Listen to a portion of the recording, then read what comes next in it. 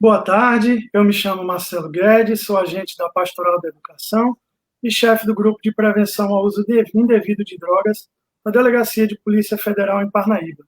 Sejam todos bem-vindos a essa live, que tem como tema drogas, prevenção, tratamento e reinserção social. Eu queria saudar com muito carinho você que está aí assistindo essa nossa live e dizer que todos os anos a Pastoral da Educação e a Diocese de Parnaíba promove a campanha de prevenção às drogas, com a colaboração de congregações religiosas daqui do nosso município de Parnaíba, com o apoio das secretarias municipal e estadual de educação, os CRAs. Eu sei que nesse momento vários jovens que frequentam os CRAs estão nos assistindo, inclusive eles ficaram com a missão de fazer um resumo dessa nossa live e vai haver uma premiação pelo Grupo de Prevenção da Polícia Federal para esses destaques, esses resumos sobre essa nossa live. Agradecer também a todas as organizações não governamentais e governamentais das esferas municipais, estaduais e federais, as nossas forças de segurança pública, Polícia Militar, Polícia Rodoviária Federal, a Polícia Federal, a NEVE, o Ministério Público do Estado do Piauí, o SESC, nosso parceiro de atividades socioeducativas, a Universidade Federal Delta do Parnaíba, enfim, todos os nossos colaboradores e todos os nossos voluntários que todos os anos se juntam a nós nessa campanha de prevenção que tem o objetivo de orientar e esclarecer jovens e adolescentes sobre os riscos do uso indevido de drogas. Eu abro espaço para, desde já, agradecer a todos, especialmente a todos os agentes da Pastoral da Educação, em especial a professora Jane, que durante longos anos esteve à frente da pastoral e que desempenhou um excelente trabalho. Agradecer também a professora Vera, nossa atual diretora, que esse ano já assumiu a direção da pastoral com esse enorme desafio pela frente, no enfrentamento de uma pandemia, e que teve a ideia de nós fazermos essa live, já que esse ano não foi possível a realização da campanha na modalidade presencial, justamente em decorrência dos efeitos da pandemia do novo coronavírus.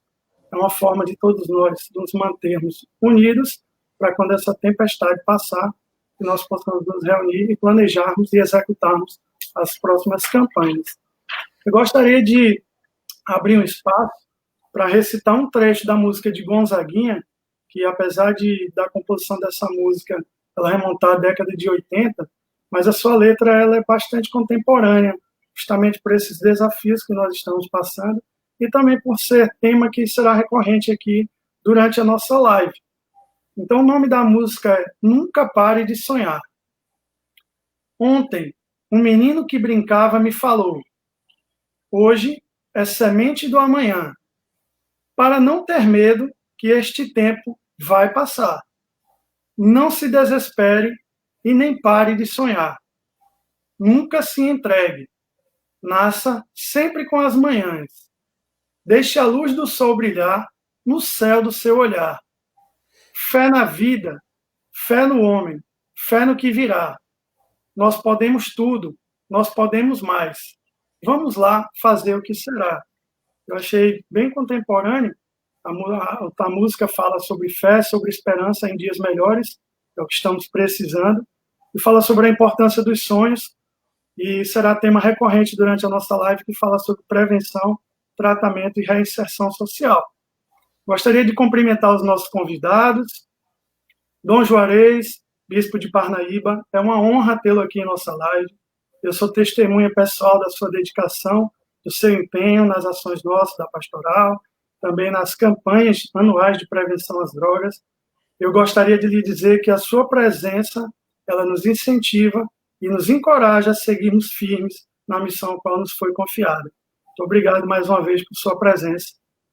Queria apresentar também a nossa convidada, a pastora Simone Carvalho, ela que é mentora espiritual da comunidade terapêutica Monte Moriá, trabalha no tratamento com dependentes químicos, tem experiência com mais de 15 anos realizando essa atividade, e ela que também é pastora da Igreja Missionária Deus da Restauração.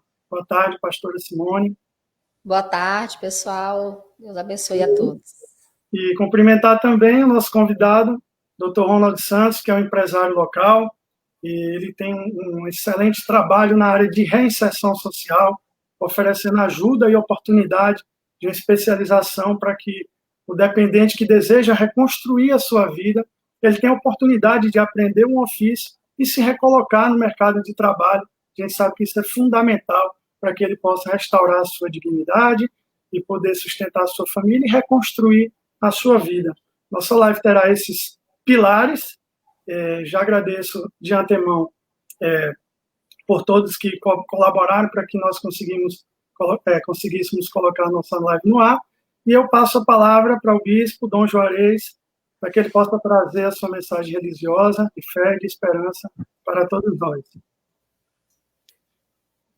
Boa tarde a todos e a todas. Quero cumprimentar com satisfação e agradecimento ao senhor Guedes pelo convite e pela oportunidade.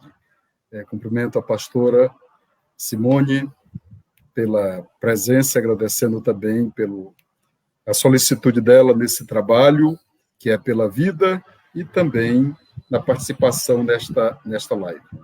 O Dr. Ronald Santos, pelo seu compromisso como benfeitor, padrinho das casas de comunidades terapêuticas, um compromisso assim muito presencial, muito forte, e que é um grande testemunho para nós. Saúdo com satisfação o pessoal da Pastoral de Educação, na pessoa da professora Vera, e agradecendo por essa oportunidade, pelo empenho na realização deste encontro.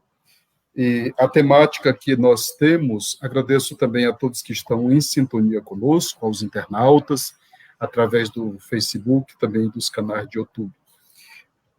A temática é muito sugestiva, eu quero fazer apenas uma palavra de saudação e de agradecimento, né? Eu não tenho nenhuma conferência assim feita para esse momento, mas só o fato de me encontrar com vocês já é motivo de alegria e é uma motivação para a gente se comprometer cada vez mais com esta causa. Tem o lema, que é muito sugestivo, valorização da vida e a construção de uma sociedade mais digna e fraterna. De fato, a nossa motivação, primeiramente, é a nossa fé. O poema que foi recitado, que é uma canção do Gonzaguinha, que ele fala da fé na vida, fé no homem, fé no que virá, né? E esta fé, é claro que ela antes de ser no homem, é porque o homem criado à imagem e semelhança de Deus. A fé em Deus é fundamental. As nossas comunidades terapêuticas, elas são verdadeiros espaços de fé na vida, de acreditar que a pessoa humana é capaz de se reencontrar com Deus, de se reencontrar consigo, com a família e com a sociedade. Cada pessoa, quando ela tem o infortúnio de cair nas drogas, ou qualquer que seja a situação que ele afaste da possibilidade de viver com dignidade, de viver sadiamente, ela deixa atrás de si uma grande história de perdas, uma grande história de ganhos anteriores. Ela deixa toda uma vida para trás. E aqui, quando esse encontro ele se propõe a realizar, digamos assim, essa valorização da vida, é porque ele encontra uma motivação profunda em Deus, porque a vida é um dom de Deus, concedida a todas as pessoas, e é um dom gratuito, ninguém pede para viver. Deus é que nos ama e nos chama à vida. Mesmo antes de existirmos, já somos objetos do amor de Deus. E por isso, ele nos dá a vida para que ela seja vivida na sua graça e com muita dignidade. Cada pessoa que cai nas drogas ou em qualquer situação que diminua a possibilidade de viver com dignidade, ela, de fato, se afasta desse amor, mas não é nenhum ser humano, nenhuma pessoa é sem jeito. Nenhum caso é um caso perdido.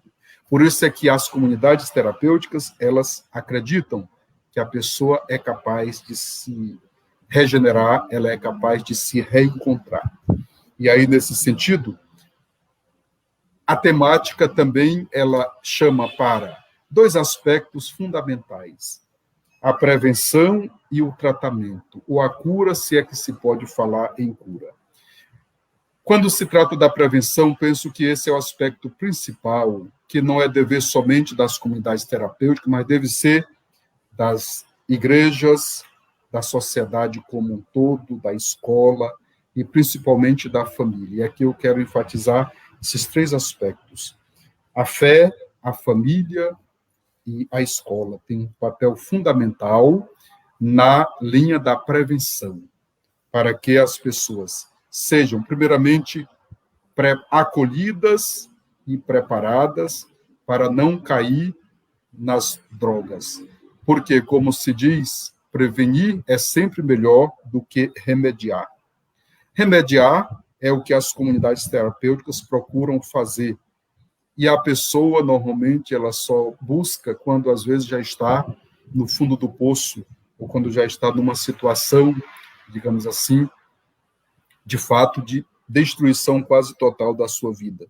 Então, é um grande desafio para as comunidades terapêuticas, mas é um desafio que se baseia primeiramente na fé. E eu queria dizer nesse momento, quando se trata o aspecto da recuperação, eu prefiro às vezes usar o termo recuperação, mais do que a cura, porque pelo menos nós dizemos da comunidade, tanto na Fazenda da Esperança como na Fazenda da Paz, que cura total ela não existe, mas há uma recuperação de todos os valores que foram perdidos. E a pessoa também tem a possibilidade de se reinserir na comunidade, na sociedade. E é nesse sentido o trabalho do Dr. Ronald, muito importante esse trabalho, no sentido da reinserção. Sobre essa recuperação, eu sempre digo para nossas comunidades: olha, nossos jovens, ou também os adultos que ali estão, nós não viemos aqui somente para nos livrar das drogas. Primeiro motivo de nós virmos aqui é a gente se encontrar com Deus, se encontrar com Cristo. E o resto é consequência. Mas aí eu me coloco também no lugar deles e vejo que eles não são os únicos que vivem essa situação de afastamento e que precisam de se reencontrar constantemente. Somos todos nós que precisamos desse reencontrar-nos com Deus e conosco mesmo, em situações diferentes. E aqui eu tenho um testemunho pessoal para dizer. Quando eu conheci a primeira comunidade terapêutica, foi a Fazenda da Esperança, lá em Coroatá. E eu fui passar com eles um período de carnaval. Fiquei com eles do sábado até a segunda-feira à noite. E eu já era bispo de Oeiras naquela época, e ali a convivência com aquelas comunidades terapêuticas, duas comunidades masculinas e uma feminina, as celebrações, o atendimento em confissão, em direção espiritual, a convivência no trabalho, me levou a repensar a minha vida de pastor, a minha vida de padre, a minha vida de bispo, de pastor da igreja. Me levou a um processo também de conversão. Eles, para mim, foram um testemunho. A sua sinceridade, o seu desejo de mudança de vida, não é? O seu esforço constante para sair daquela situação me fizeram repensar também na minha vida. Então, aquilo que eu pude perceber ali, o seu desejo de se reencontrar com Cristo primeiramente, e depois o resto vem como consequência. Jesus disse: eu vim para que todos tenham vida e a tenham em plenitude. Portanto, não é qualquer vida, não é uma vida miserável, é uma vida digna. E depois dessa vida digna, já aqui na Terra, é a vida em plenitude. Por isso é que tudo aquilo que diminui a possibilidade de a vida ser vivida intensamente e também que diminui a possibilidade de a vida ser vivida em plenitude, deve ser combatido por nós, combatido com amor, combatido com espírito de paz, mas em constante ação, em constante interação com aqueles cuja vida é diminuída. Eu vim para que todos tenham vida, e nós devemos cada vez mais nos dedicar à defesa e promoção da vida, sobretudo onde ela é mais ameaçada. Essa é a nossa missão. Que Deus nos abençoe para que este momento de encontro ele seja muito promissor e fortalecedor para nós que temos esse compromisso, para os nossos jovens, para todos aqueles que estão nos escutando. Que Deus nos abençoe e nos ilumine. Obrigado. Amém. Amém, Bispo Dom Juarez, sabe as palavras. Quando nós vamos falar em qualquer uma dessas áreas que seja prevenção, tratamento e reinserção social, nós sabemos que é fundamental a fé. A fé que nós vamos conseguir fazer as melhores escolhas, a fé quando a gente precisa mudar determinados comportamentos, quando a gente encara que precisa de um tratamento e quando a gente quer reconstruir as nossas vidas, é fundamental que a gente tenha fé, fé em Deus, fé na vida e fé nas nossas decisões. Vamos falar agora sobre tratamento, né? É um tema muito desafiador, a gente vai falar sobre tratamento, porque quando a gente fala aqui em saúde, a gente sabe que ter uma boa alimentação, praticar atividades físicas, ela previne o surgimento de diversos tipos de doenças. É fácil a gente fazer essa correlação. Quando a gente vai fazer uma viagem, se a gente vai de carro ou de moto, a gente sabe que precisa olhar os pneus do carro, olhar o nível de água, de combustível, de óleo, atuar na prevenção para evitar que ocorra algum acidente ou incidente na estrada. Mas quando nós falamos de prevenção em relação às drogas, a gente não tem essas respostas fáceis, né? É um tema complexo que requer abordagens complexas, né? Nós temos essa ciência e essa consciência, e aí então nós vamos abordar aquilo dentro de que cada esfera cada um pode fazer, a nossa atuação enquanto pastoral da educação na área da prevenção. Ciente de que muito se tem a fazer em todas as áreas, políticas, econômicas e sociais, mas durante a nossa live de hoje a gente vai tratar especificamente de como a pastoral da educação tem feito para ajudar jovens e adolescentes e adultos em relação à prevenção ao uso indevido de drogas. Na semana passada eu assisti uma live que foi realizada pelo Célio, que ele é o presidente da Federação Brasileira das Comunidades Terapêuticas, e na oportunidade ele entrevistou dois médicos psiquiatras, que são referências na área de prevenção aqui no Brasil. Dr. Quirino, que é o responsável pela elaboração das políticas públicas sobre drogas aqui no nosso país, e Dr. Ronaldo Laranjeira, que é um médico psiquiatra, uma sumidade na área da prevenção, atua como professor da universidade, e tem um trabalho muito reconhecido aqui no nosso país e até internacionalmente. E o doutor Laranjeira, ele estava falando da dificuldade que nós temos aqui no nosso país de promover políticas públicas voltadas para a prevenção do uso de drogas, principalmente para os jovens, né? E é dentro desse contexto, justamente, que a Pastoral da Educação vem trabalhando nessa área todos os anos, quando realiza atividades dentro das escolas e as campanhas anuais na área de prevenção ao uso indevido de drogas.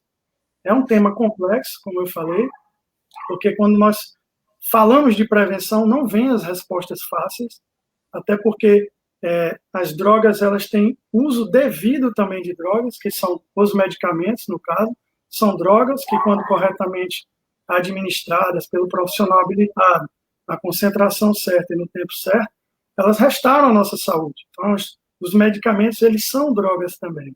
Então, a gente precisa fazer esse grande divisor, que confunde muitas vezes a nossa cabeça quando a gente fala sobre o tema, em saber fazer o uso devido e o uso indevido de drogas. Atravessando esse primeiro desafio, a gente se depara com o outro, e é justamente a questão do uso indevido de drogas. O grande desafio é a gente separar o que é, entre aspas, fake news do que não é fake news. Então, é um grande desafio que nós temos, é a questão da informação. E aí nós precisamos recorrer à ciência, que tem nos ajudado muito a esclarecer sobre esses temas, porque nós precisamos que os nossos jovens entendam os riscos e as consequências que as suas escolhas podem proporcionar em suas vidas.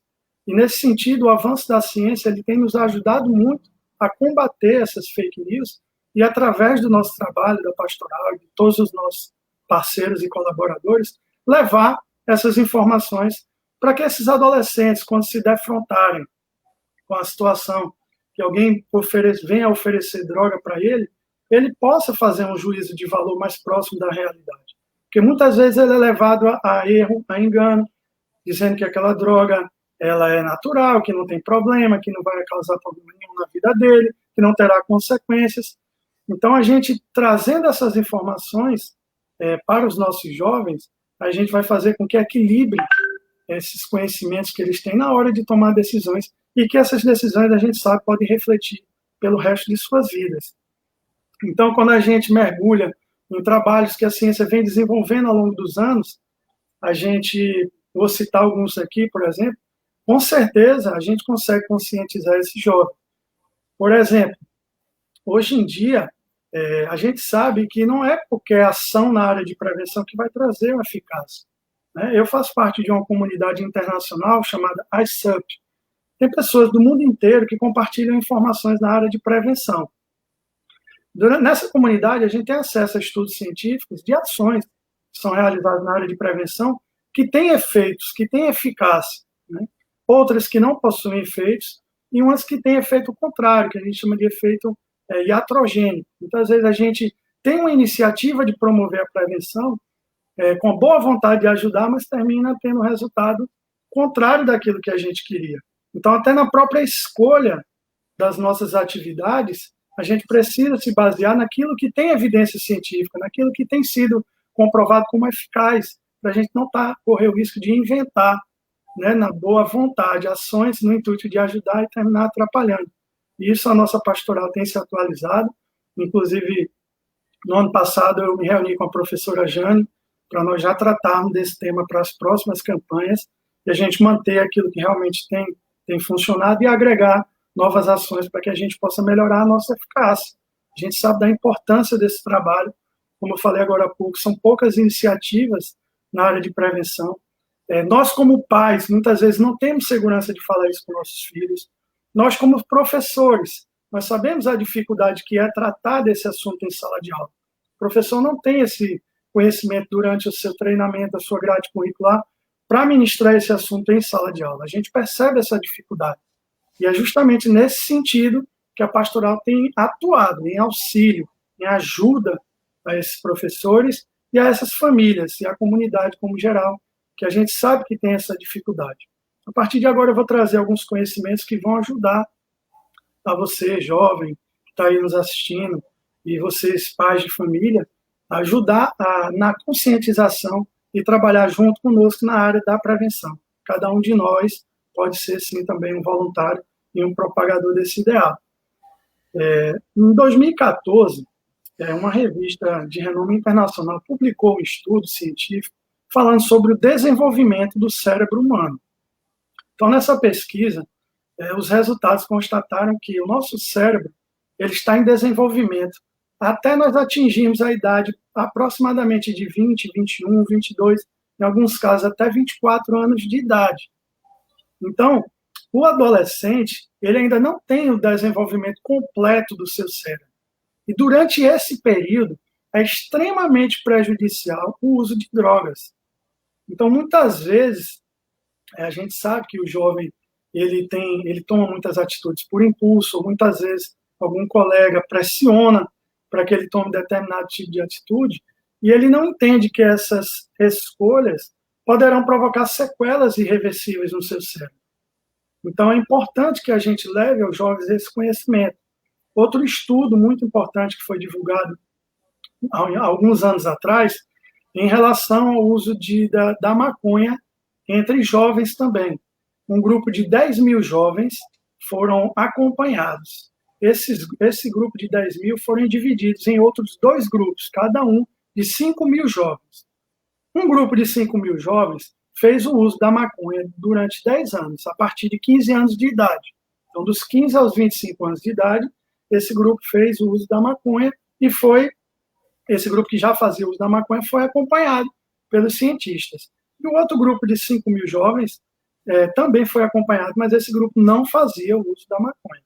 Ao final dos 10 anos, todos esses jovens foram avaliados. E os resultados das pesquisas concluíram o seguinte: o grupo de jovens que fez o uso da maconha durante 10 anos teve uma redução em torno de 8% do seu coeficiente de inteligência. Ou seja, a gente falar de uma maneira mais popular, de mais fácil acesso, esse grupo ficou 8% menos inteligente do que o grupo que não fez uso da maconha. A gente sabe que no mundo competitivo que a gente tem hoje, o jovem quer fazer o Enem, quer conseguir uma vaga na faculdade pública, uma vaga no mercado de trabalho, é uma perda considerável. Eu pergunto geralmente nas minhas palestras se existisse uma fruta que nos desse 8% a mais de inteligência, se antes da prova de matemática, o nosso jovem aluno que está ali estudando, está assistindo a palestra, se ele iria comprar essa fruta no supermercado, ou se ele pediria que os seus pais comprassem essa fruta.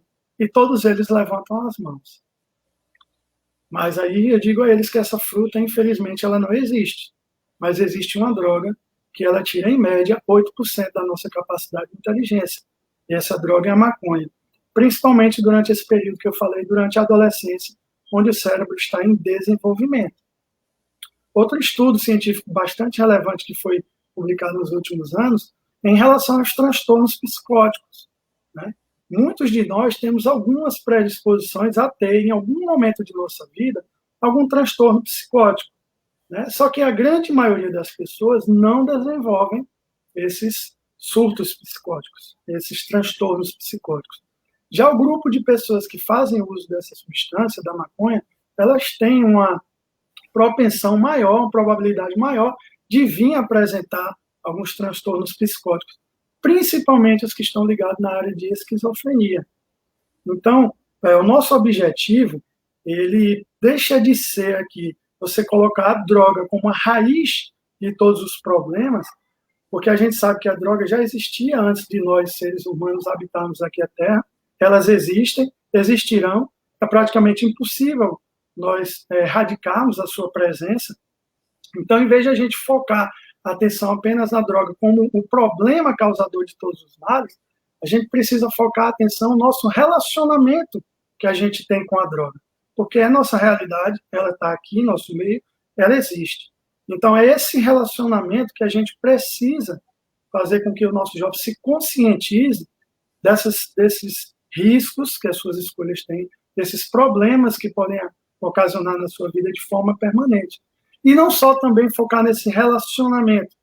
Nós, da Pastoral da Educação, a gente tem a consciência que a gente, além de trabalhar na área da prevenção, esclarecendo todas essas nuances, a gente quer que cada um de vocês, jovens, adolescentes, adultos que têm hábitos que precisam ser modificados, você que já tem algum problema de dependência com a droga ou alguém na família, a gente deseja e trabalha também firmemente para que você consiga realizar os seus sonhos e seus objetivos. Esse é também um eixo central do trabalho nosso enquanto Pastoral da Educação. Eu me recordo que uma vez, ao final de uma palestra minha, um jovem me procurou e disse assim: professor, você não sabe da minha realidade. É impossível conseguir realizar o meu sonho. O meu pai, ele bebe todos os dias, ele bate na minha mãe, nós passamos por problemas financeiros, eu jamais vou conseguir alcançar os meus sonhos. Então, mesmo a gente trazendo alguns exemplos nas nossas palestras de pessoas que passaram por todas essas dificuldades e conseguiram alcançar seus sonhos, eu percebi que aquilo não estava sendo suficiente.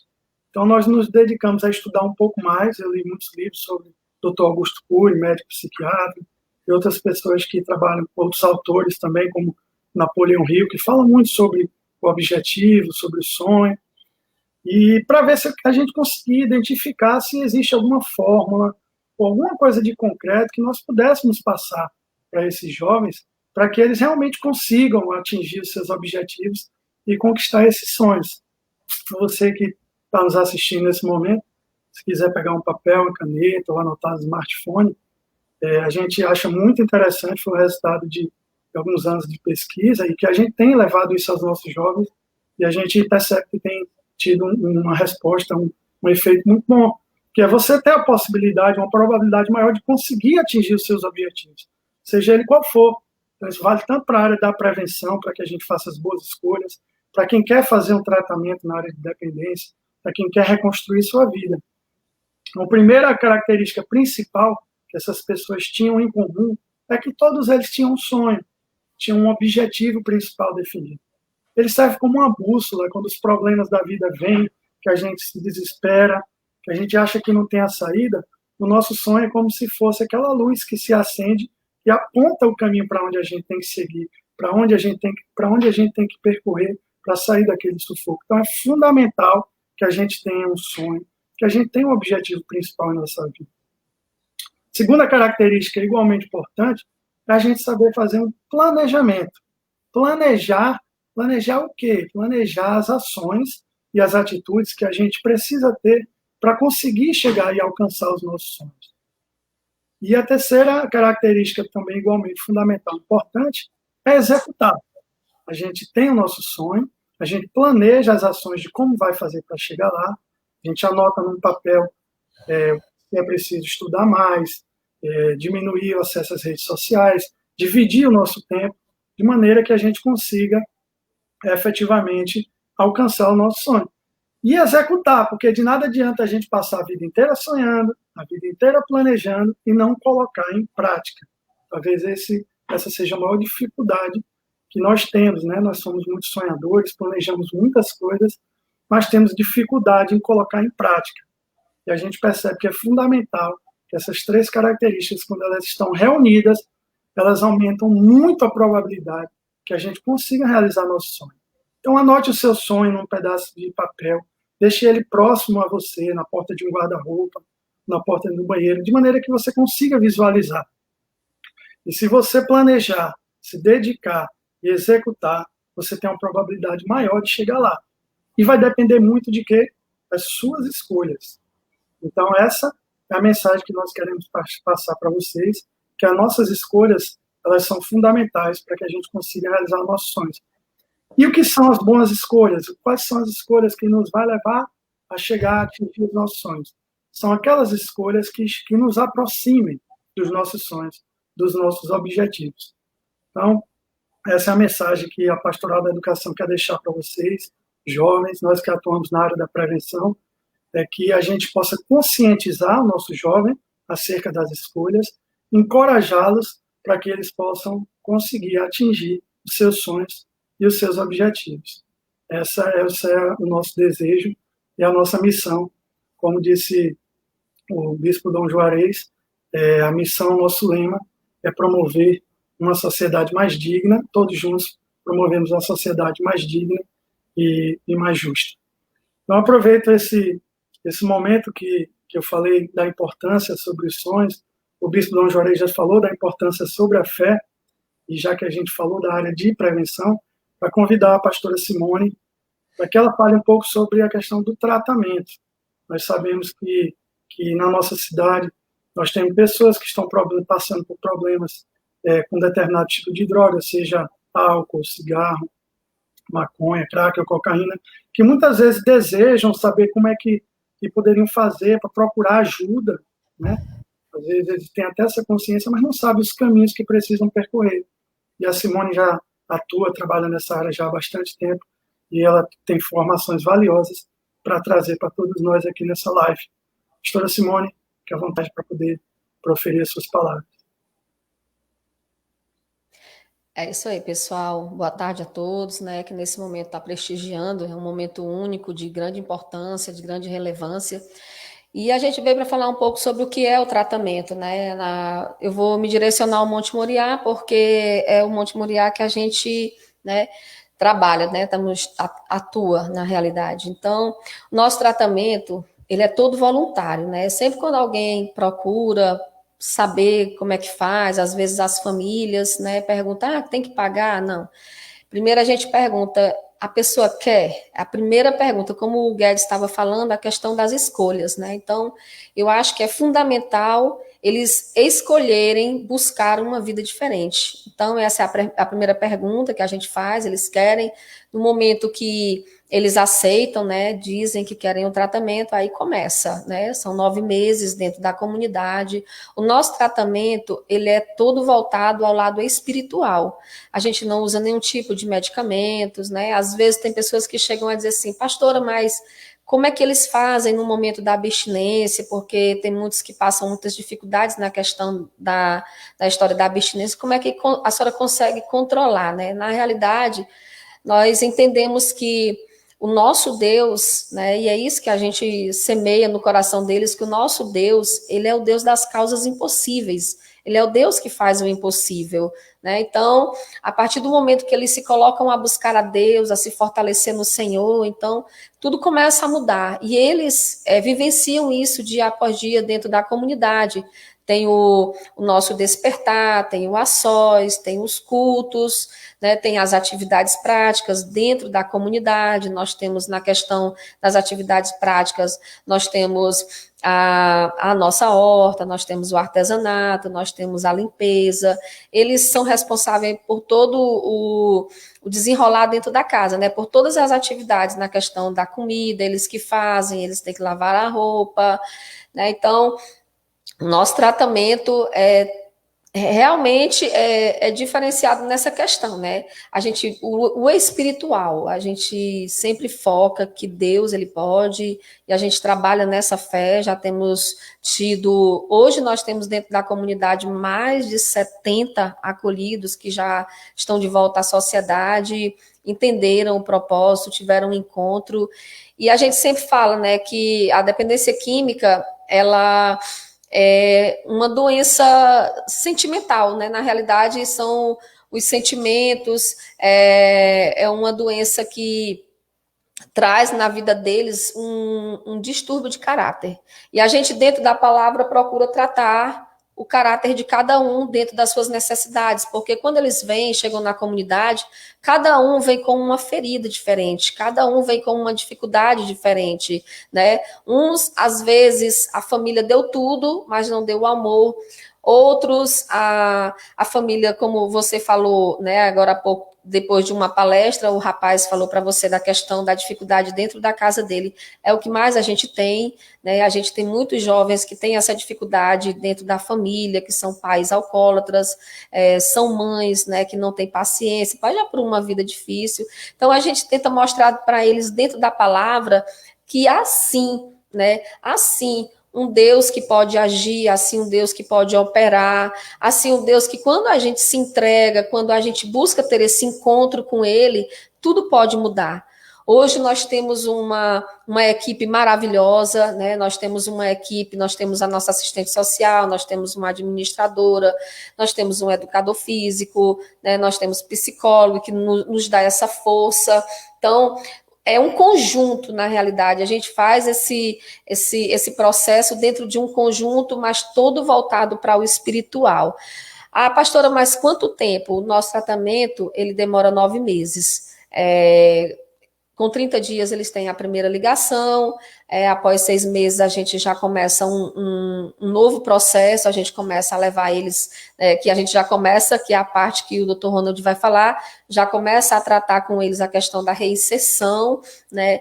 E é um trabalho bem interessante, né? A gente vê muitas pessoas recuperadas, muitas famílias restauradas, porque o mais interessante para a gente é isso, ver as pessoas restauradas. Outro dia uma pessoa falou para mim assim, né, chegou e perguntou, pastora, o que a senhora ganha, né, qual é quanto que a senhora ganha na comunidade por esse trabalho? Na realidade, o que a gente ganha é ver a felicidade de lares restaurados. Hoje, nós temos 2 acolhidos que concluem os 9 meses. E um deles chegou para mim e falou, pastora, eu achava que a minha vida era melhor nas drogas, né? Eu achava que era bom, era legal, era divertido. Mas hoje eu vejo uma realidade totalmente diferente.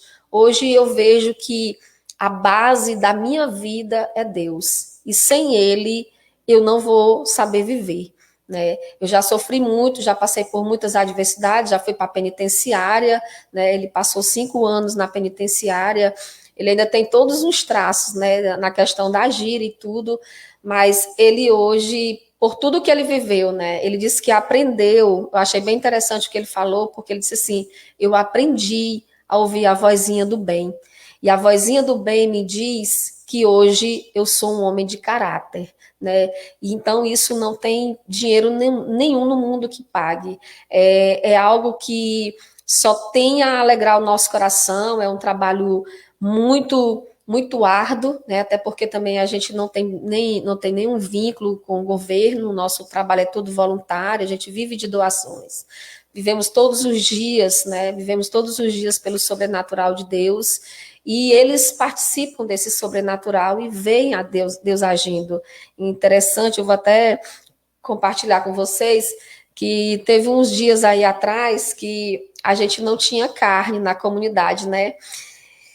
E aí eles já não aguentavam mais comer o que tinha.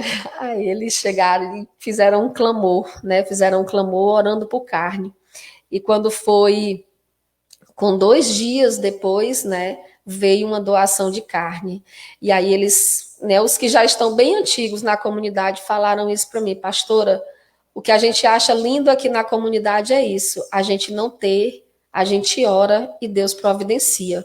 Né? Então, nosso trabalho é esse, viver da providência de Deus, tanto na vida deles, né? Porque muitas pessoas que chegam lá, a própria família diz, esse daí não tem jeito. Eu acolhi um jovem a semana passada que a mãe dele disse assim, esse daí, se Deus fizer alguma coisa na vida dele, aí eu vou acreditar que Deus existe, porque tudo que eu tinha para fazer, eu já fiz, né?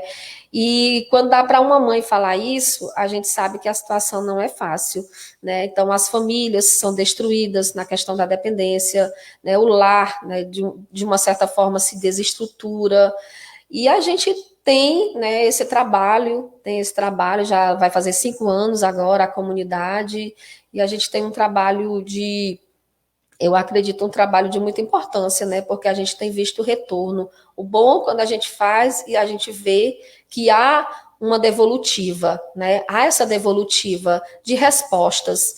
Por isso que a gente luta, por isso que a gente persevera, né? A equipe aí bem unida, uma equipe que chora quando é momento de chorar, se alegra quando é momento de se alegrar. Esse momento de pandemia também não tem sido fácil, né? A comunidade tem enfrentado muitas lutas, mas a gente está firme, está forte, graças a Deus. A gente tem, em média, na comunidade hoje, 65 acolhidos, é um número bem grande, né? Um número bem grande de pessoas que dependem, né? Entendem que dependem de Deus para conseguir uma liberdade. Entendem que precisam desse momento, porque na realidade eu sempre falo para eles, a comunidade ela não recupera, né? Se a comunidade recuperasse, eles não tinham as recaídas, mas a comunidade ela alinha o seu despertar, alinha a sua alimentação, alinha o seu deitar, ela alinha os seus pensamentos, né? Ela alinha os seus pensamentos de uma forma voltada para fazer o que realmente precisa ser feito. E isso é o trabalho da comunidade. Então, eu sempre digo para eles, se você consegue seguir dia após dia o que aqui é ensinado, o que aqui é passado, né? O momento da palavra, o momento dos açóis, a questão de estar lendo a Bíblia constante, estar tendo essa comunhão, essa intimidade, tudo muda. E a gente tem visto que realmente Deus ele tem agido, Deus ele tem operado, Deus ele tem sido tremendo ali na comunidade, né? Agindo de uma forma sobrenatural. Esse é o trabalho, um trabalho aonde a gente até brinca, né? A medicina, né, diz que a dependência química não tem cura, né? Mas aquilo que o homem não consegue fazer, Deus faz. E aquele que busca verdadeiramente ter uma intimidade, ter uma comunhão com Deus, ele consegue sim a sua cura diária, né? Porque nós temos que ser curados não só da dependência química, mas nós buscamos essa cura todos os dias. Nós temos que buscar. Se no dia que nós não buscamos essa cura, nós falamos, agimos de forma indevida, né? Esse é o trabalho do Monte Moriá, né? Uma comunidade que nasceu, eu sempre digo, nasceu no coração de Deus. As pessoas, vou até falar um pouco do que é o Monte Moriá também na questão do nome, né? É bem interessante quando a gente buscava um nome para a comunidade, que a gente recebeu a doação desse terreno lá na comunidade do Portinho, e quando a gente orava, buscava a Deus por um nome, Deus ele me levou até o livro de Gênesis, né? Aonde Abraão ele levou Isaac para sacrificar, né? E aí Deus ele falou ao meu coração, Abraão entregou o seu filho em sacrifício. Aí eu digo, sim, mas o que isso tem a ver? Aí ele levou ele a um monte, né? Porque lá na comunidade é cheio de montes. E aí eu digo, sim, e aí? Aí ele falou, né, que a comunidade, ela ia ser baseada nessa palavra. Por quê? Porque aquele que quer viver de uma forma diferente, ela tem que oferecer sem sacrifício. Ela tem que sacrificar aquilo que ela acha que é o melhor dela. Né? Porque Abraão ele teve que escolher em sacrificar Isaac. Então, eles têm que sacrificar. Foi isso que Deus falou. Eles têm que sacrificar aquilo que eles acham, né, que traz o prazer, que traz a alegria.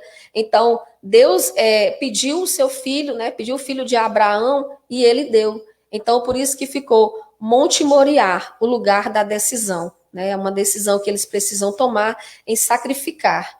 Esse é o nosso trabalho, é uma honra, né, participar junto com você, junto Guedes, junto com o bispo Dom Juarez, junto com o Dr. Ronald, que é uma pessoa que tem também nos abençoado, nos ajudado, graças a Deus, pela sua vida, pela vida da sua esposa, né? E é isso aí. Esse é o nosso trabalho, um trabalho dia após dia, que tem trazido diferença, tem feito a diferença em muitos lares, né? O trabalho da comunidade é esse, e a gente sempre fala e sempre vai dizer, né? Eu sempre gosto de falar isso. Não vamos virar as costas para esses jovens. Né? Às vezes a gente condena, às vezes a gente acusa, às vezes a gente ofende, mas a gente nunca sabe o que tem por trás deles. Né? Às vezes tem uma alma ferida, às vezes tem uma família destruída, às vezes tem um jovem, né, que não teve oportunidades. Muitos de nós tivemos a oportunidade, e quantos deles não tiveram? Eu lembro, quero só concluir aqui minha fala, eu lembro de um jovem, né, que a gente trata na comunidade muito com o amor, a gente é voltado muito pelo amor, porque a gente acredita que quando eles sentem esse amor que vem do alto, a estrutura começa a mudar. E eu lembro que um dia eu cheguei na comunidade, os meninos estavam cavando um poço, isso bem no começo da comunidade, né? Eu lembro que os meninos estavam cavando um poço e tinha um jovem adolescente que o CRAS tinha levado ele, porque nem a família queria, nem os avós queria, e ele agora ele estava com uma medida protetiva, que ele não podia chegar próximo da casa da avó dele, e aí eu cheguei próximo dele, e ele era o mais abençoado dentro da comunidade, né? E eu cheguei para ele e falei para ele, e aí, qual é a tua perspectiva de vida? Aí ele disse, a minha perspectiva de vida agora é ajudar a cavar esse poço. Aí eu falei para ele, e depois? Aí ele disse, Deus é que sabe. E aí eu senti de Deus de dar um abraço nele, e eu dei um abraço nele, e ele começou a chorar. Chorava, que nem uma criança, né, abraçado comigo, e eu já querendo tirar ele, e ele ali abraçado comigo. Aí eu peguei e falei, rapaz, se eu soubesse que esse abraço ia te fazer chorar, eu não teria te dado. Ele olhou para mim e falou, pastora, eu tenho 17 anos, e eu nunca na minha vida me senti abraçado, na realidade, nunca na minha vida ninguém me abraçou da forma que a senhora me abraçou. Eu nunca senti o amor da minha mãe, nunca senti o amor do meu pai, né? Então, assim, eu me entristeci muito naquele momento e a gente acompanhou ele durante um bom tempo, mas infelizmente nós perdemos ele no meio da caminhada, né? Mas assim é a comunidade, uma hora a gente consegue restaurar, outra hora não. Muitos são chamados, né? Mas poucos são aqueles que realmente se voltam. Então, esse é o trabalho da comunidade. Mais uma vez, quero agradecer a todos vocês por a oportunidade, uma oportunidade maravilhosa, né, Guedes? E é isso aí. Tamo juntos. Estamos, sim, juntos nessa luta, pastora. E muito obrigado por trazer os seus conhecimentos, um pouco do trabalho que você realiza na comunidade terapêutica Monte Moriá. Você que está nos assistindo nesse momento, se você desejar fazer alguma pergunta, e o bom da gente fazer essa transmissão ao vivo é isso. Se você tem alguma dúvida, quer direcionar a pergunta para esse agente da pastoral, para o bispo Dom Juarez, para a pastora Simone, o Ronald, que daqui a pouco vai conversar aqui conosco, fique à vontade para você aí na sua página do Facebook fazer a sua pergunta. Nós vamos pedir aqui a Selene, a nossa colaboradora aqui da live, para que ela possa fazer a seleção de algumas dessas perguntas. E ao final da nossa live, a gente responder algumas das perguntas que vocês fizerem. Pastora Simone, e você que está nos assistindo também nesse momento, a pastora Simone falou um pouco do trabalho lá na comunidade terapêutica. Nós temos aqui no nosso município de Parnaíba outras também comunidades terapêuticas, e a grande maioria delas, se assim você desejar fazer o tratamento, a maioria delas, o atendimento e o acolhimento ele é gratuito. Então, você pode buscar informação conosco aqui da pastoral, de como fazer, de como proceder. Você pode também enviar essa informação para algum parente ou amigo que não esteja nos assistindo nesse momento. Eu queria convidar agora o Ronald para ele falar dessa terceira etapa tão importante, e é aquele dependente que está em tratamento, que deseja reconstruir a sua vida, que ele quer aprender um ofício, ele quer arranjar um emprego, e muitas vezes a gente sabe que existe uma certa restrição de alguém contratar alguém que é dependente químico, e o Ronald realiza um trabalho fantástico aqui. Ele é colaborador da Fazenda Reviver, colaborador também da Fazenda da Paz e é fundador da Oficina Esperança. Ele vai compartilhar aqui conosco um pouco do seu trabalho. Ronald, boa tarde. Boa tarde, Guedes. Boa tarde a todos que nos assistem. Obrigado pela sua atenção. A minha primeira experiência com comunidade terapêutica se deu há cerca de uns 6 anos. Eu e minha esposa Zenília temos uma casa de praia, na Praia do Coqueiro, e ela me convidou para conhecer a comunidade terapêutica Fazenda Reviver. E eu fui, era um sábado, e ela me levou, conheci os meninos acolhidos, conheci o Franzé, que é o proprietário lá da fazenda, o coordenador. No próximo final de semana, eu voltei sozinho, Zenília não podia ir, eu voltei sozinho, e isso começou naturalmente a se repetir. Até que nessa caminhada de visitar a Fazenda Reviver, eu conheci Arthur Fontinelli, meu super companheiro, e ele começou a me acompanhar nessas visitas. Com pouco tempo, a gente percebeu uma lacuna onde a gente podia fazer um trabalho interessante, porque as comunidades terapêuticas, elas se baseiam no seguinte tripé: trabalho, oração e disciplina. Lá na Fazenda Reviver, nós temos 2 momentos por dia em que os meninos fazem suas orações, rezam o texto. Existe um código disciplinar de conduta lá dentro. E o trabalho é a trabalhoterapia. Os nossos acolhidos, eles fazem a limpeza da casa, eles cozinham, tratam dos animais, cuidam do jardim, dão a manutenção da horta. E eu e o Arthur começamos a perceber que a maior dificuldade seria como reinseri-los após o tratamento. Nós temos a prática lá na Fazenda Reviver de receber muitas pessoas em situação de rua. E essas pessoas chegam lá, eles não têm emprego, muitos deles nunca nem trabalharam com uma carteira assinada, não têm profissão. Foi quando nós tivemos a ideia de fundar a Oficina Esperança. A Oficina Esperança é uma instituição que visa realizar oficinas naqueles lugares carentes. O nosso primeiro trabalho foi na Fazenda Reviver, em que nós montamos uma oficina de marcenaria. Qual era a intenção? A intenção era colaborar com a laboroterapia e dar aos meninos uma pseudo-profissão para quando eles acabassem o seu tratamento, que lá na Fazenda Reviver é de 1 ano, ele é um pouco mais extenso, eles tivessem uma oportunidade no mercado de trabalho. E assim nós montamos essa oficina, equipamos todas, temos um instrutor, o professor Francisco, e ele vem continuamente, de 2 a 3 vezes por semana, e se dirige à fazenda e fica dando aula para os meninos. É interessante porque você vai trabalhando com eles, você aprende a conhecê-los. E a gente pode concluir que o grande problema estava na oportunidade. Aí que se concentra todo o nosso trabalho. O que a gente tem em mente é dar a essas pessoas uma nova oportunidade. Porque temos a consciência que, por essência, somos todos iguais. O que nos diferencia uns dos outros são as oportunidades. Dessa maneira, através da Oficina Esperança, a gente dá a esses jovens uma outra oportunidade. Num segundo momento, nós estendemos esse trabalho. Como estendemos?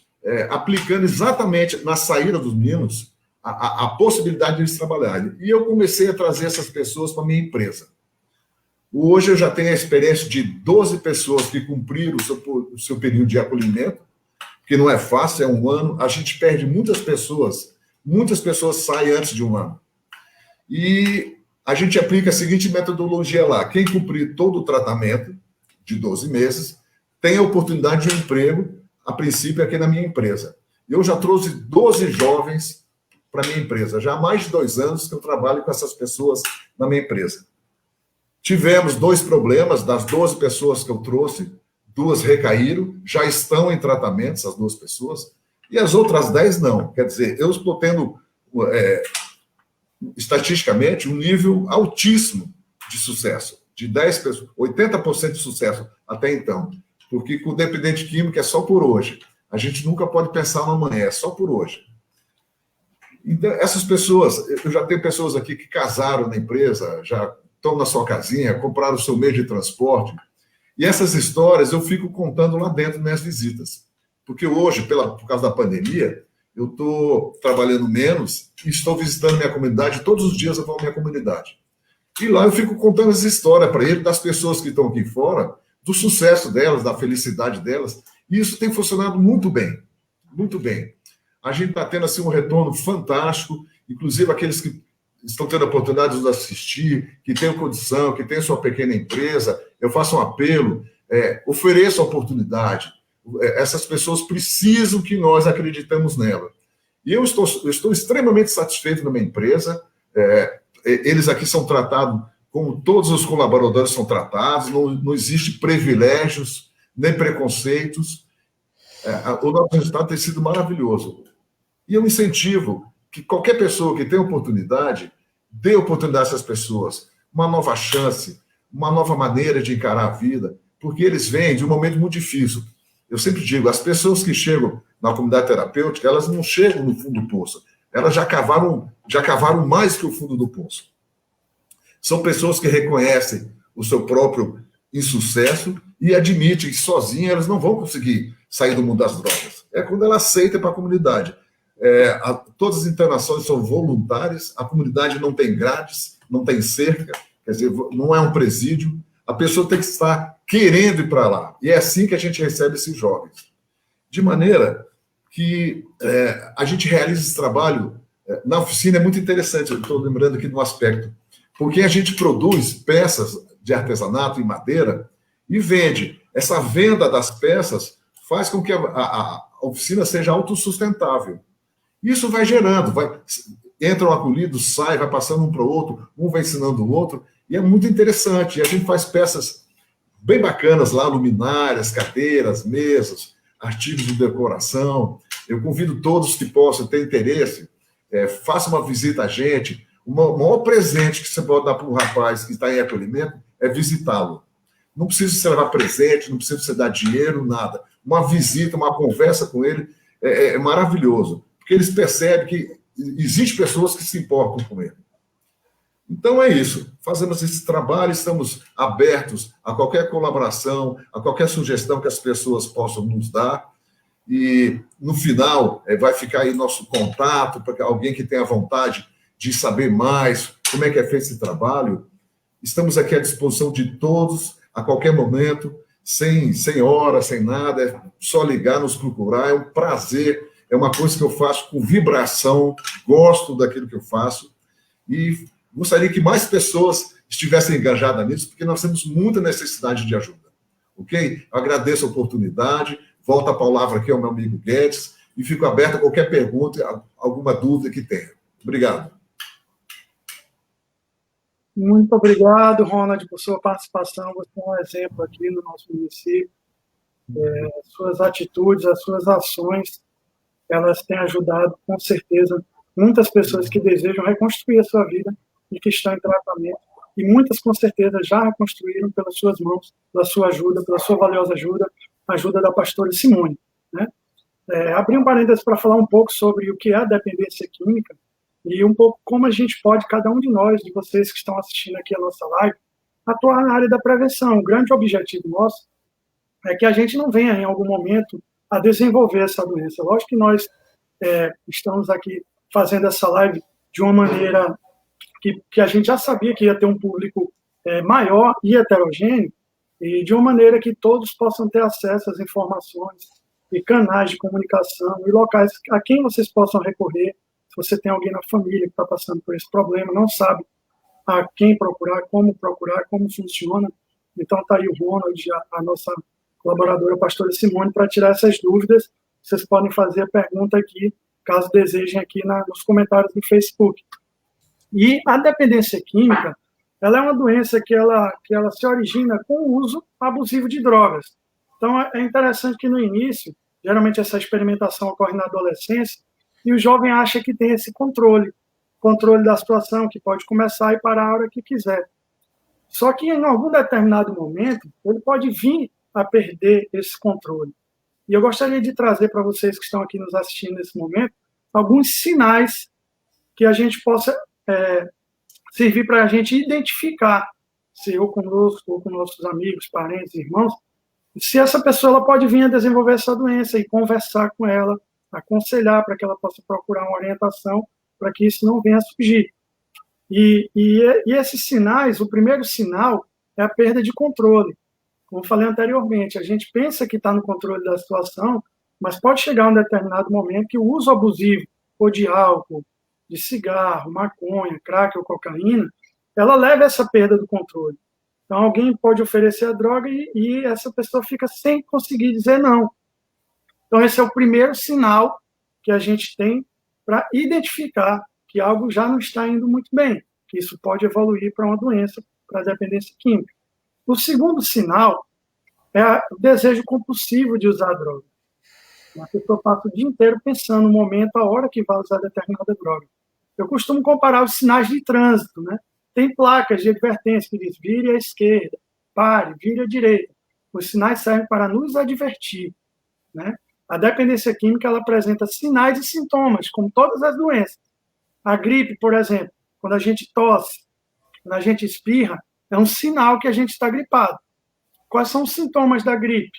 Os sintomas são dor de cabeça, febre, fraqueza. Então, um conjunto de sinais e sintomas, eles dão a especificidade da doença e o médico consegue, assim, saber a sua causa e tentar controlar e curar.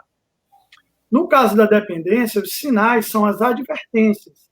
Que a gente, você que está nos escutando aqui nessa nossa live, é uma maneira de você conseguir também atuar na prevenção. Você identificar esses sinais, ou com você, ou com algum parente seu, um irmão. Você identificando esses sinais, você pode sentar com essa pessoa, conversar, aconselhar ou procurar alguém que consiga conversar com essa pessoa para explicar sobre esses sinais.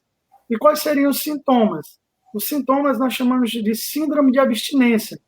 É geralmente um conjunto de sintomas que aparecem quando esse indivíduo que faz o uso abusivo de drogas, ele decide parar de usar a droga, ou então ele decide diminuir a frequência do uso.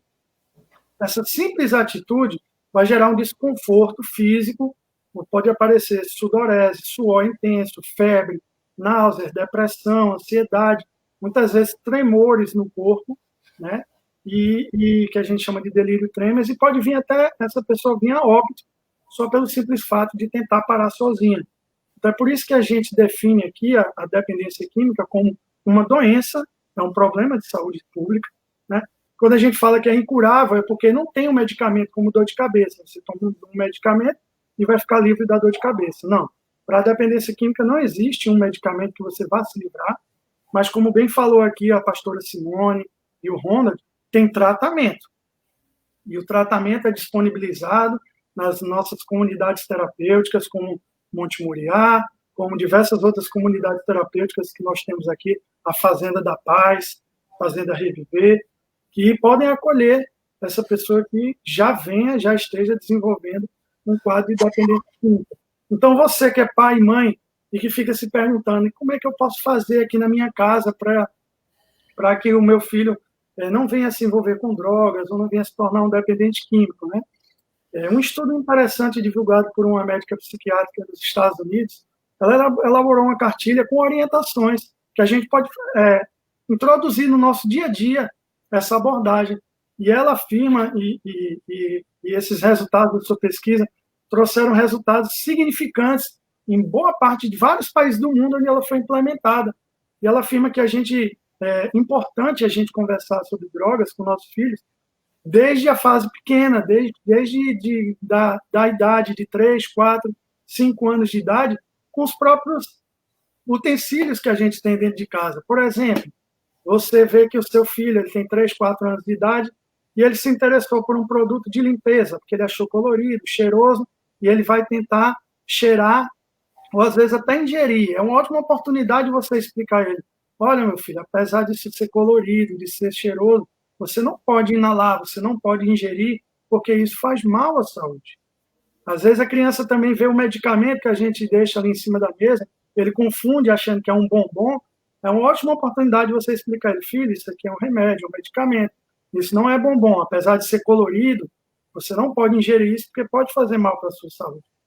Então, são atitudes que a gente pode ter em casa, que a gente pode repassar para os nossos parentes, para os nossos amigos, que desde cedo já ajudam você a conversar com seu filho, orientar e esclarecer e trabalhar na área da prevenção, para quando um dia ele vier realmente a se deparar com esse assunto, quando você for abordar novamente as questões que provocam problemas de saúde, ele já por associação ele se lembre das orientações que foram repassadas quando ele era criança. O bispo Dom Juarez ele falou muito, a gente falou aqui sobre a importância da prevenção, do tratamento, da reinserção social.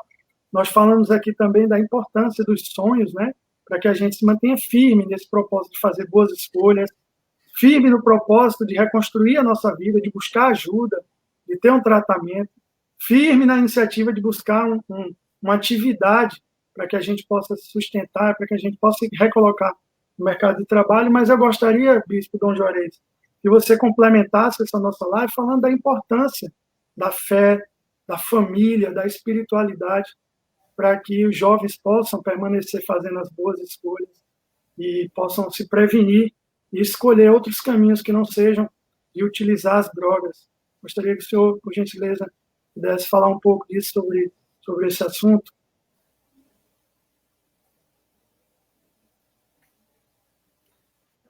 Obrigado por mais uma oportunidade. Na verdade, cada vez que a gente vê uma comunidade terapêutica, eu já tive a possibilidade e a graça de participar de um processo de construção de 2 comunidades terapêuticas. Uma vez foi a Fazenda da Esperança, lá em Oeiras, e aqui em Parnaíba, a Fazenda da Paz, porque eu sempre acredito na capacidade de se recompor da juventude, dos jovens, de todos aqueles que se encontram nessa situação de drogadição. Nenhuma vida é sem jeito, nenhum caso é um caso perdido para Deus e nem também para nós. Nós acreditamos nessa possibilidade. Mas eu sempre digo assim, o ideal seria chegar um dia em que nós não precisássemos abrir nenhuma comunidade terapêutica. E um dia que não precisássemos de nenhuma Fazenda da Esperança, da Paz, nenhuma de Monte Moriá. Não, o ideal seria este. E nós devemos caminhar para lá e acreditar que é possível, apesar de tantos desafios no mundo em que vivemos e dessa força do poder do tráfico de drogas, que é muito mais forte, é um dragão tão forte, muito mais forte do que a gente possa imaginar. Mas a gente precisa sempre acreditar. Agora, eu me preocupo, por isso que eu lancei, inclusive, uma pergunta: prevenção, tratamento e reinserção. Não é? O ideal seria a gente trabalhar de tal forma a prevenção que não precisasse realizar a cura, que não precisasse realizar o tratamento. Esse seria o ideal. E eu acredito muito nessa possibilidade. Por isso, se a gente não vai chegar um dia a zerar, mas pelo menos diminuir. E aqui eu vou colocar como elementos principais, primeiramente eu coloco a família. A família precisa ser cada vez mais, digamos assim, redescoberta. E eu penso que esse período de pandemia, um dos valores, o aspecto negativo, positivos que aconteceu agora foi essa redescoberta da família, como lugar de encontro, como lugar da presença, como lugar de oração, como lugar de comer juntos, como lugar também de descoberta dos defeitos e das virtudes também. O que, na verdade, era uma necessidade constante, que a igreja e as igrejas sempre estavam dizendo, as famílias estavam dizendo da necessidade da presença, e às vezes parece que a gente não acreditava, porque nós vivemos em um mundo em que as pessoas têm que trabalhar 3 turnos para poder sobreviver, e aí que tempo tem para a família? E aí nós aprendemos, nesses tempos agora, a redescobrir este valor. Então, a família. Olha, se a família sendo bem estruturada, nós encontramos ainda desafios, quanto mais se a família não se encontra, se a família está desestruturada, se nós não cuidamos da família. Então, vamos cuidar da família. E segundo, é porque a família é o lugar de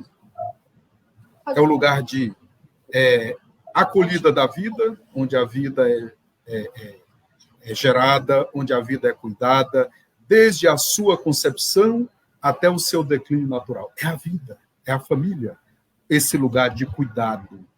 Entendeu? É a família o lugar onde a gente encontra-se com a fé, pelo testemunho dos avós, dos pais, pela oração diária, pelo convite para ir à igreja, participar da missa, participar do culto. É em família que nós encontramos esses valores. E aqui entra também esse aspecto da fé, que é em família. Como nós descobrimos também nesse tempo, e eu já tive tantos testemunhos bonitos, de efetivação daquilo que, na verdade, a família é. Igreja doméstica.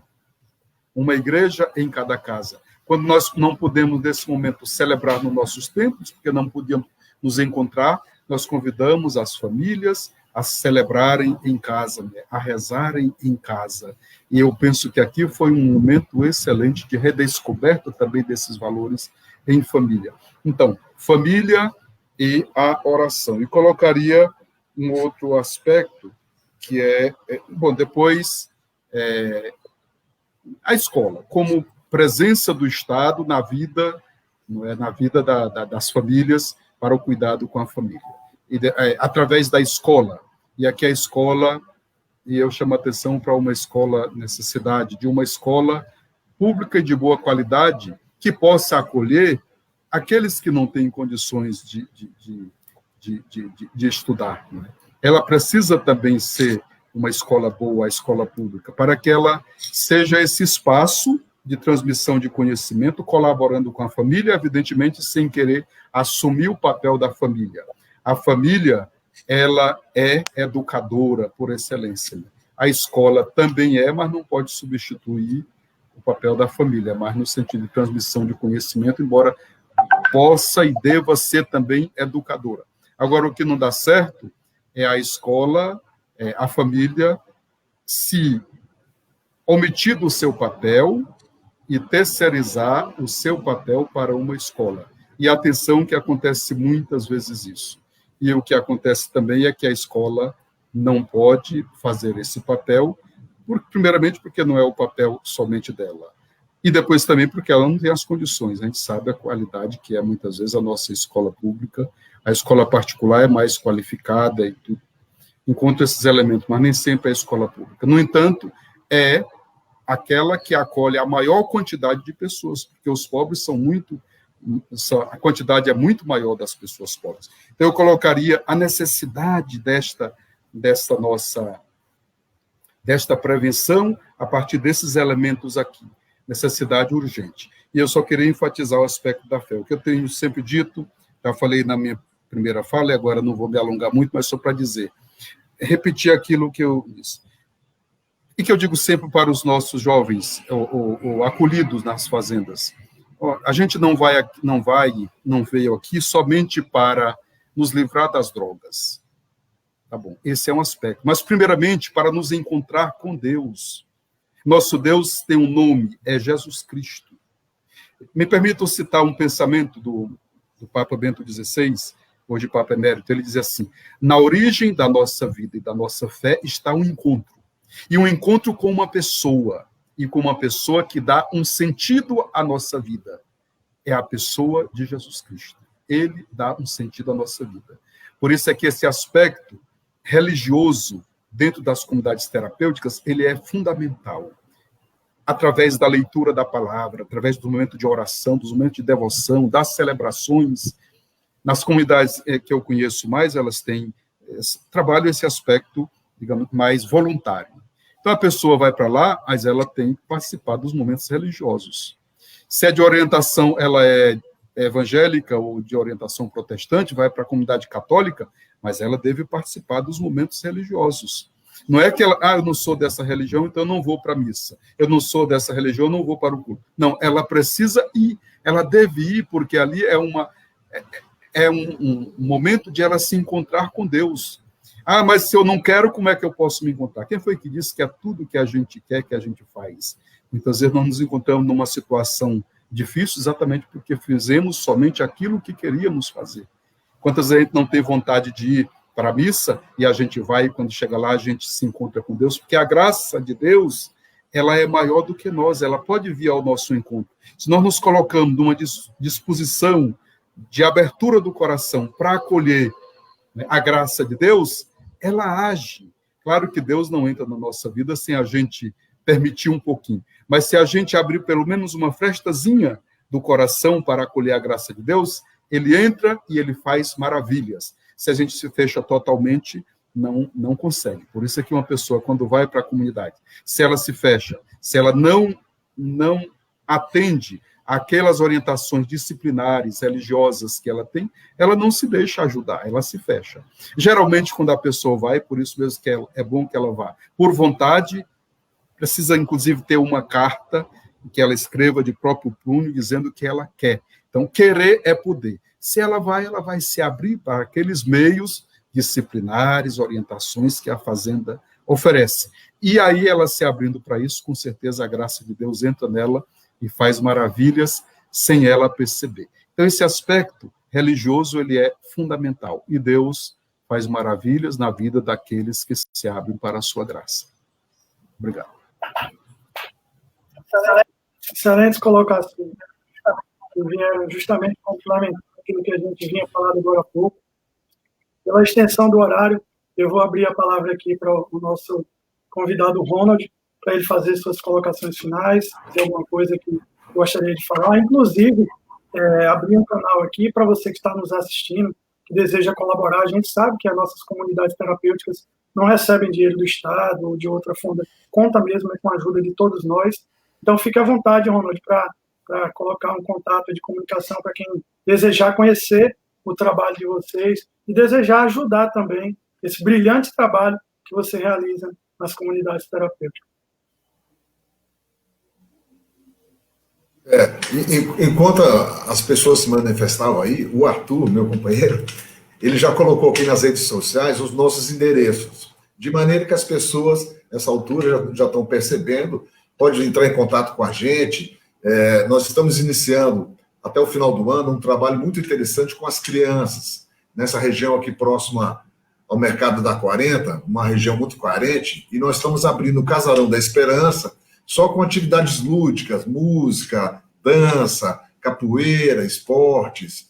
E é um projeto também muito interessante, e aqui na cidade fica fácil. Às vezes uma dificuldade que eu percebo é porque a minha comunidade terapêutica fica a 35 quilômetros. Então, para você fazer uma visita, são 70 quilômetros. Né? Isso dificulta, as pessoas não têm tempo. E essa aqui da cidade, eu não quero essa desculpa. Eu quero que as pessoas venham, compareçam, nos prestigiem. que a gente precisa de toda a força do mundo, ok? Muito obrigado pela oportunidade. E estamos abertos para outras necessidades que se surgirem. Obrigado Obrigado pela sua participação. Pastora Simone, fique à vontade também para fazer suas considerações finais, colocar aí os contatos, divulgar um pouco mais do trabalho da sua comunidade. É isso aí, a comunidade Monte Moriá fica ali localizada na comunidade do Portinho, né? Tem um calçamento que leva até o Cearazinho, que dá acesso a Luiz Corrêa, né? E a gente também está com uma outra comunidade agora, que é a Terra de Moriá, que fica ali no bairro Igaraçu, que é dentro da cidade, praticamente, né? E a gente está aí aberto, né, às doações, se vocês quiser entrar em contato, nosso telefone é 95344195, e aí a gente vai estar colocando aí também para estar divulgando, né, o nosso trabalho, e agradecer a oportunidade, agradecer a vocês, né, que estão nos assistindo, espero que a gente possa ter de alguma forma contribuído, né, para abrir a mente em relação a algumas situações, a prevenção, o tratamento e a reinserção, e é isso aí. Bispo Dom Juarez, gostaria que o senhor também fizesse as suas considerações finais. A última notícia que eu tive, foi uma notícia muito triste, que foi de uma família que perdeu um filho, né, por causa da depressão. Né, e é por isso que eu falei ainda agora há pouco dessa nossa necessidade do cuidado da família, porque a gente tendo famílias bem estruturadas, a gente tem situações de drogadição, de depressão, de situações que ameaçam a vida e que os jovens tiram a vida. Imagina quando não tem. De uma família muito bem estruturada, economicamente bem sucedida, e ofereceu o melhor para os filhos, de repente o filho entra em depressão e termina tirando a vida. Então foi o meu último, agora meio-dia, eu soube essa notícia, e tenho rezado muito pelos pais, e já me comuniquei com ele nesse momento, e eu queria convidá-los a rezar, nesse momento, fazer um momento de oração por aquela família e por tantas outras famílias que encontram ainda mais desafios, por tantos pais que têm perdido os seus filhos, né, sobretudo para as drogas, sem falar das outras situações. Né? Então, um compromisso que eu peço que tenhamos como pessoas de fé, como igreja, esse compromisso com a família, porque ela é muito ameaçada. Hoje em dia, quando se diz que família é qualquer encontro, quando se diz que a vida ela só existe, um embrião não é vida, quando se diz que a pessoa é que decide se quer ser homem ou mulher, eu penso que certas ideologias elas podem até prejudicar muito e elas vêm em detrimento da família. E por isso é que é preciso a gente, a partir da nossa fé, cuidar de todas as famílias, também aquelas que às vezes nem são tão bem estruturadas, mas são família monoparentais, cuidada pelo pai, pelo avô, pela avó, pela mãe, somente pelo irmão mais velho. Todas elas precisam ser cuidadas como família. Então vamos cuidar e orar por aqueles que mais precisam. E como nós somos aqui uma comunidade, um encontro ecumênico, eu convido a gente a rezar, a orar o Pai Nosso ecumênico. Pastora Simone, que é aquele, nós não vamos usar o Pai Nosso ecumênico, ele é rezado por todas as igrejas cristãs. Ele usa sempre a segunda pessoa do singular, ao invés do vós, ele usa o tu. Né? Eu tenho participado de alguns encontros com outras igrejas, denominações religiosas, e a gente sempre reza esta oração, porque ela é bíblica, né? E ela realiza o encontro entre todas as culturas e entre todas as religiões cristãs. Pelo bem, nós devemos nos encontrar sempre e fazer sempre essa parceria e fechá-la. Então, vamos fazer a partir da nossa fé, a partir dessa oração que Nosso Senhor nos ensinou. Então, é só... E no final termina. Porque teu é o reino, o poder e a glória para sempre.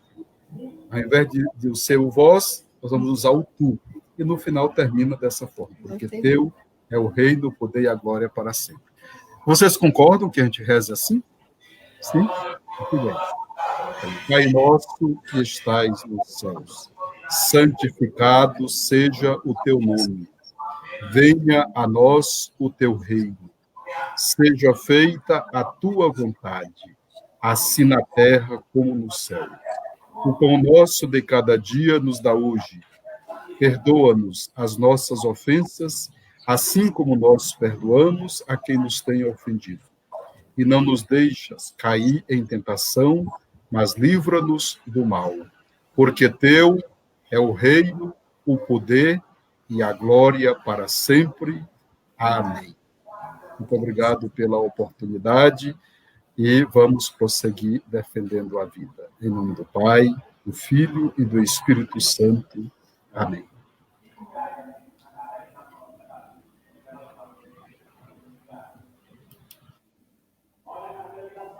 Não está saindo o som dele.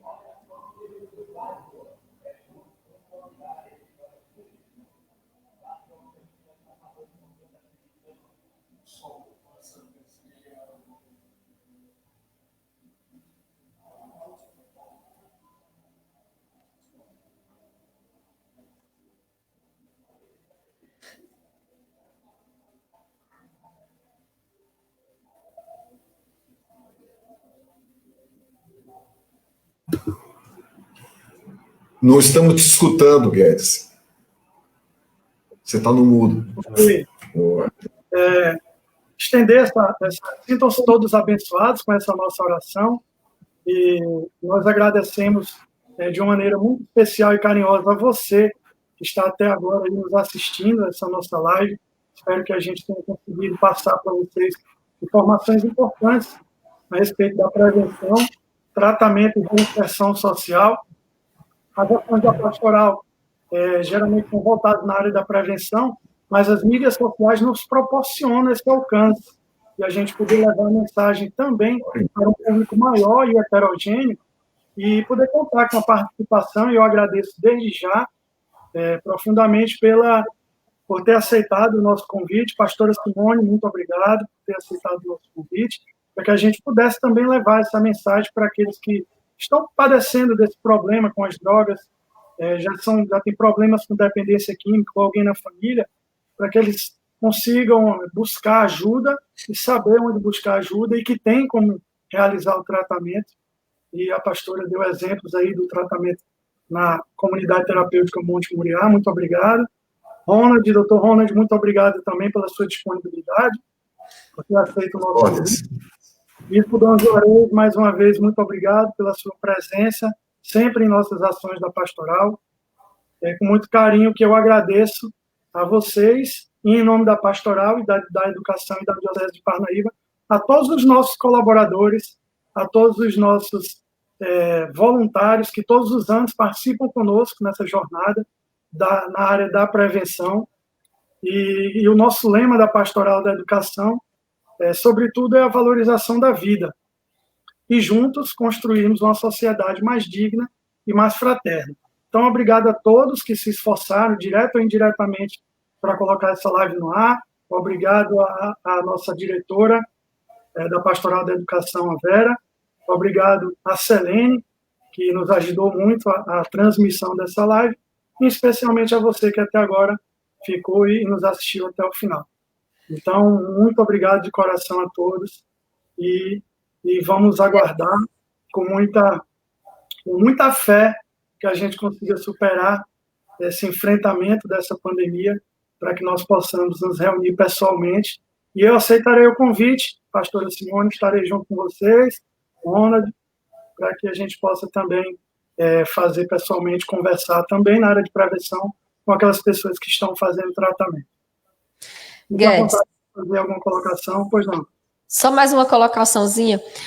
O escritório da comunidade do Monte Moriá fica ali ao lado do Mesa Brasil, né? Às vezes tem pessoas que querem doar, mas não tem como se deslocar até as comunidades. O nosso escritório, que é o Gerando Oportunidades, que é um outro projeto do Monte, fica bem em frente, naquela ruazinha bem estreitinha no Sesc da Presidente Vargas, né? Nosso escritório é lá, né? Então, se a pessoa tiver alguma dificuldade de estar indo na comunidade, pode estar dirigindo as doações para lá, tá bom? Muito obrigado a todos e até a próxima.